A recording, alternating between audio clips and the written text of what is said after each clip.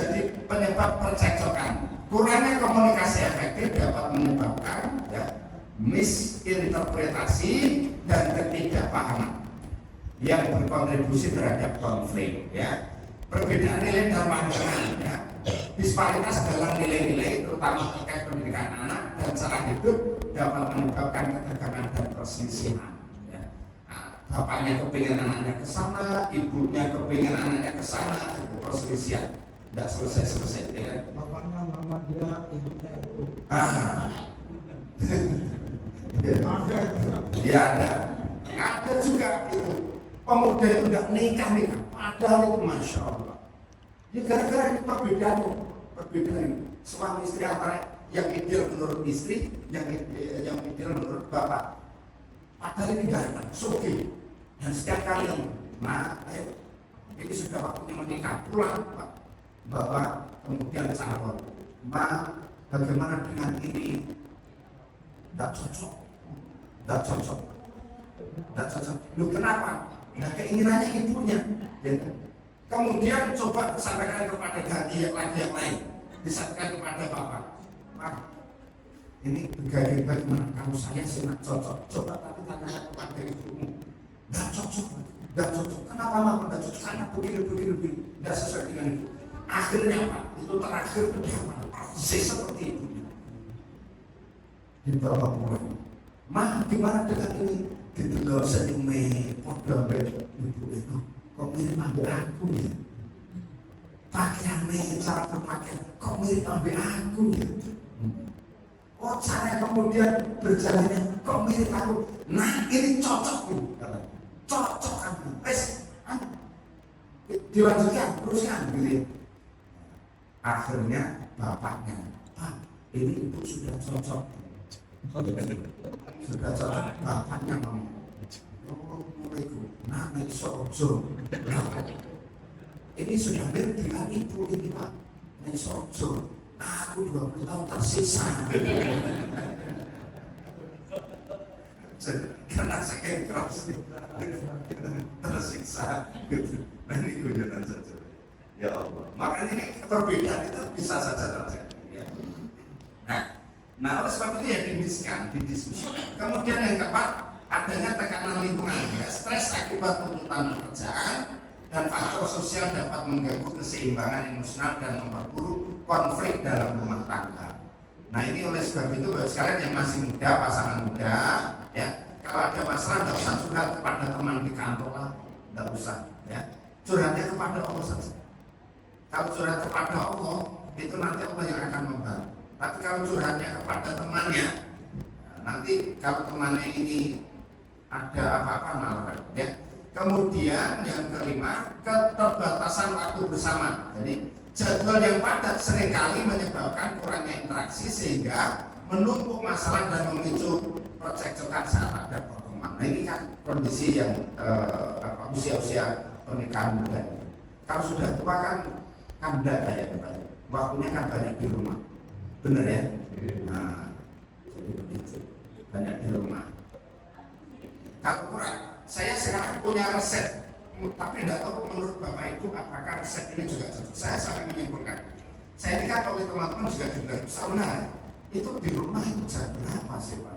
Kok kayaknya di luar bulan. Di mana jam 12 gitu ya? Saya punya isu gitu.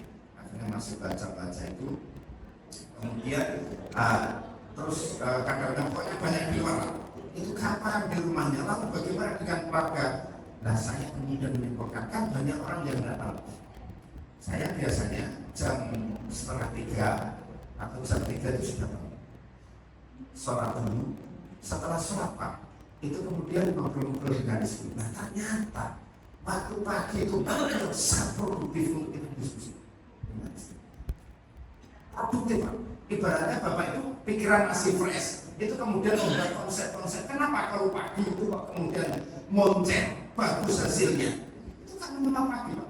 Nah itu ketika dilakukan diskusi dengan istrinya, kemudian bercanda-canda dengan istrinya pagi-pagi, ternyata waktu yang tidak lama tetapi produktif Pak. Itu waktu yang sangat produktif. Nah itu nanti Bapak Ibu dicoba saja. Ini kan mungkin termasuk resep saya aja ya. Tapi bagi yang lain mungkin belum tentu, tapi bolehlah dicoba. Bagi yang waktunya tidak banyak di rumah. Tapi kalau banyak di rumah, ya semoga disesuaikan saja.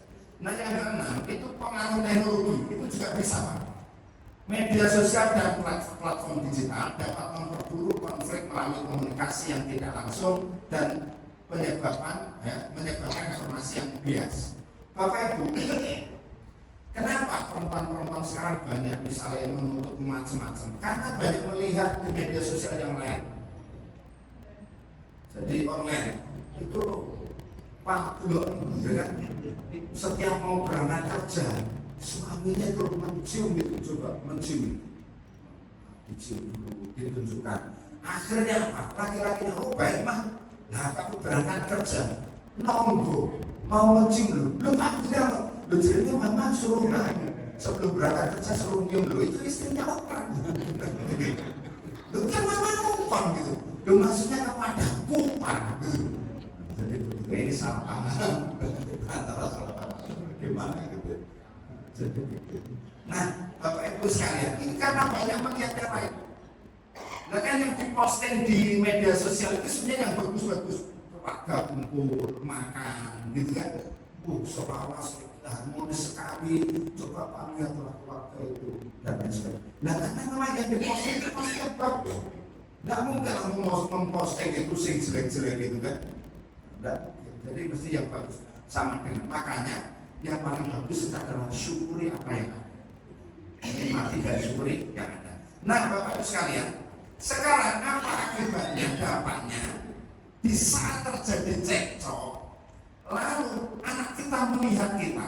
Nah, ini sekalian, ini loh yang saya ceritakan sejak awal kenapa terjadinya macam-macam bikin macam-macam ya.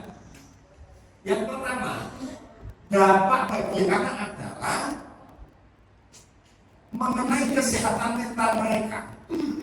Anak bisa jadi lebih cemas, stres, atau depresi karena suasana yang tidak harmonis di rumah. Ini loh Pak, kenapa kita ini kalau cekcok atau kalau misalnya ada benda-benda ya misalnya, tapi antisipasi saja.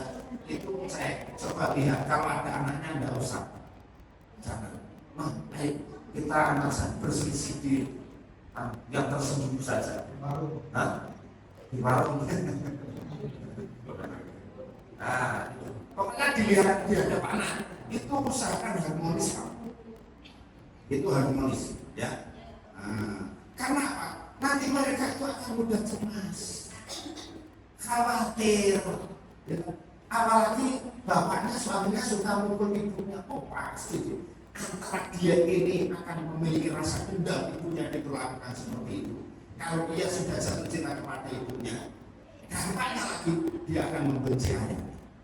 Dampaknya kepada yang lain, dia akan memperlakukan laki-laki dimanapun seperti halnya ayahnya melakukan itu kepada. Ini lupa bahayanya. Ya. Nah, kemudian ya, yang kedua, rendahnya harga diri. Jadi dia ini tidak pede Pak, anak-anak itu. Jadi anak-anak kenapa kok sekarang banyak yang tidak pede, kepercayaan dirinya itu kurang gitu kan. Ya bisa jadi di rumah memang ada contoh-contoh semacam itu. Anak bisa merasa tidak berharga atau kurang dicintai jika orang tua sering bertengkar. Pak, insya Allah keluarga kita sudah baik. Bekal ini perlu kita sampaikan kepada anak menantu kita bagi yang sudah punya menantu, atau kepada cucu kita. Apakah itu menjadi tugas kita di dalam mendidik mereka selama masih menjadi anak kita, lahir dari rahim istri kita, itu berarti kita masih punya tanggung jawab walaupun sudah berkeluarga sendiri.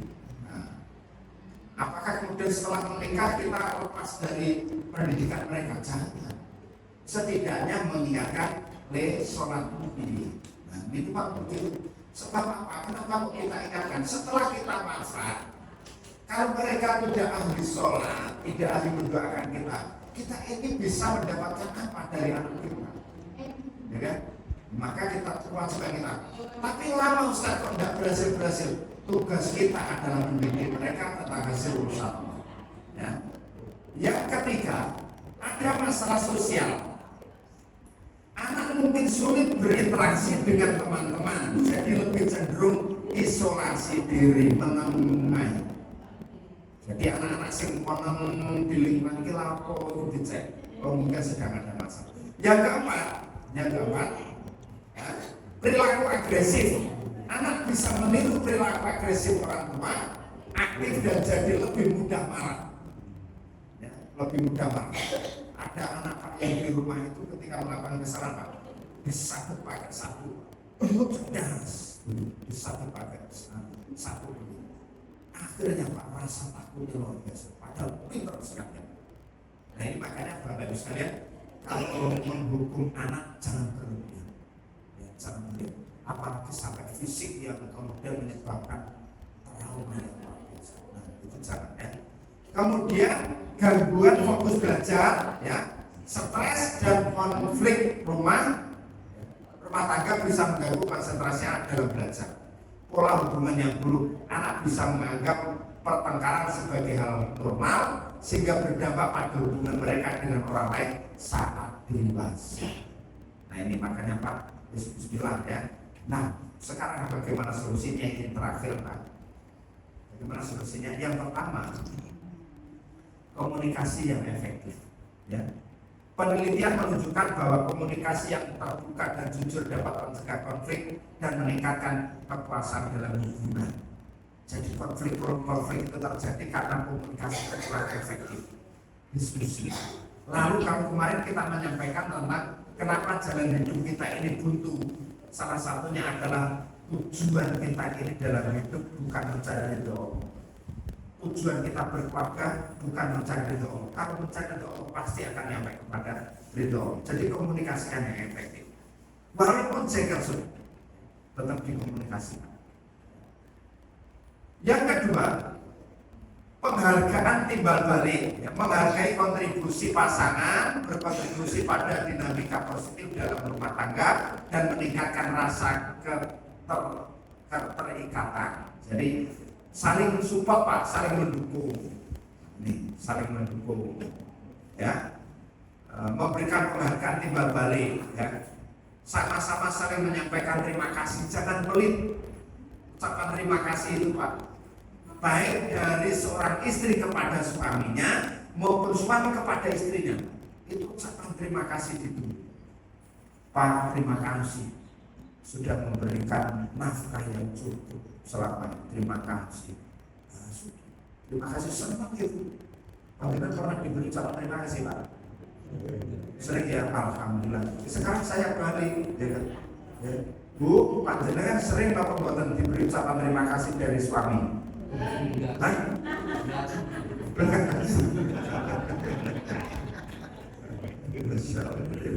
Ya, mungkin sudah lupa. Setelah ini ya, saling memberikan ucapan terima kasih. Itu akan menjalin komunikasi dengan baik dan menghindari cekcok.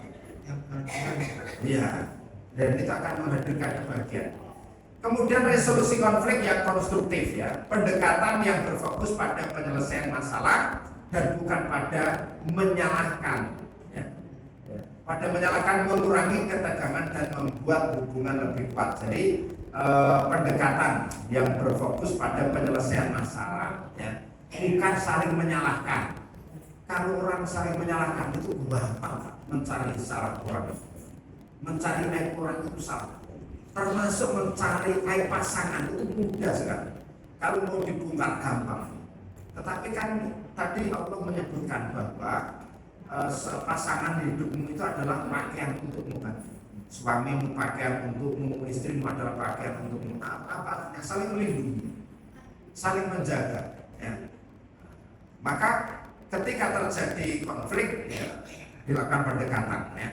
Kemudian kualitas waktu bersama, ya, interaksi positif dan kegiatan bersama dapat meningkatkan kepuasan emosional dan kedekatan pasangan. Ya, sekali-kali diajak melencer Pak, betul Bu? Alhamdulillah. Sering Pak jenengan diajak melencer? Berapa hari sekali? Setahun sekali. Lumayan. Kok gak belasok. Lumayan 1 tahun disesuaikan saja. Sekarang tempat rekreasi juga banyak yang gratis kok. Ya, melakukan lah. Mari kita jalan-jalan Mas. Gitu ya. Kemana Pak? Di sana ada tengkleng, tengkleng gajah. Ada soto buntut Pak. Gue tak di sana Pak. Ayo Pak. Mungkin ekspektasi istrinya kan kemudian mau diajak makan di situ. Lo nengar lupa kok gak mau Pak. Saya lagi didelok kita akan sedang survei Pak. Itu alasan karena tidak bawa dompet valen. Kita sedang saya itu punya teman itu pintar sekali, unik gitu.